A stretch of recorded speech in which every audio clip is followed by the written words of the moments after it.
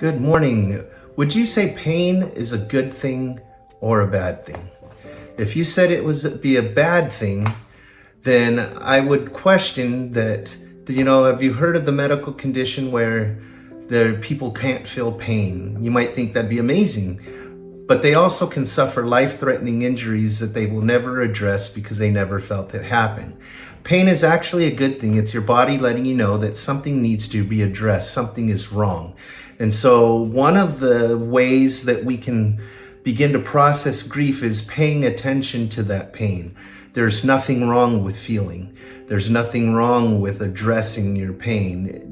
David, the psalmist, a large portion of the Psalms were David addressing his pain, grief, and anguish, and recognizing it and recognizing that he needed to cry out to God for that.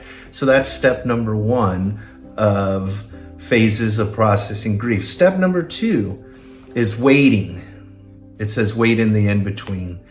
If you're anything like me, I can't stand waiting. I try to be patient, but have you ever been on hold? My daughter was on hold with the DMV a few weeks ago, and she was on hold for a couple hours. And at the end of that holding period, it said, "We're sorry, there's nobody available for you to talk to," and hung up on her.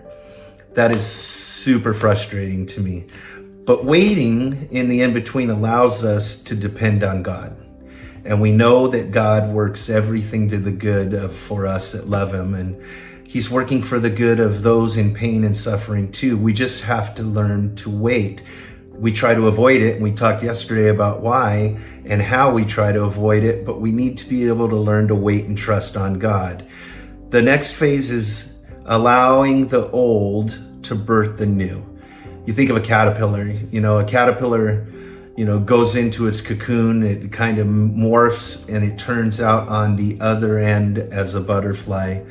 And when we learn to process our grief and pain, and we learn to process it well, and we understand that grief only exists where love lived first, that's there's a longer quote from a woman named Francesca Fox. It says, "I have decided that the only way to live is to embrace grief because grief only exists where love lived first." That's the quote I used. But, at the end of this, we will find hope. We will find healing.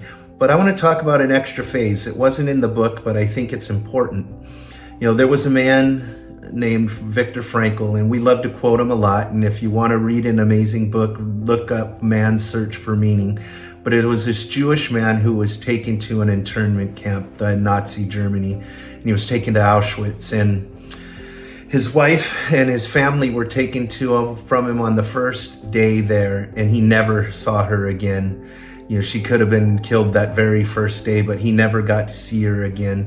And I'm going to read this portion of the book for you because I don't want to mess it up. But it says, "But my mind clung to my wife's image, imagining it with an uncanny acuteness. I heard her answering me, saw her smile, her frank and encouraging look." And then it goes on later to say, "The salvation of man is through love and in love. I understood how a man who has nothing left in this world still may know bliss, be it only for a brief moment, in the contemplation of his beloved. In a position of utter desolation, when a man cannot express himself in positive action, when his only achievement may consist in enduring his sufferings in the right way, an honorable man in such a position can, through loving contemplation of the image he carries of his beloved, achieve fulfillment. For the first time in my life, I was able to understand the meaning of the words the angels lost in perpetual contemplation of an infinite glory." Do you keep your eyes on your beloved? Is your beloved Jesus Christ? If it is, I encourage you, one of the most healing steps is to keep your eyes on him. The Psalms all talk about it. One of them specifically says, "I keep my eyes always on the Lord. With him at my right hand, I will not be shaken." So if you're currently suffering through pain and grief and you're trying to work through that, try that.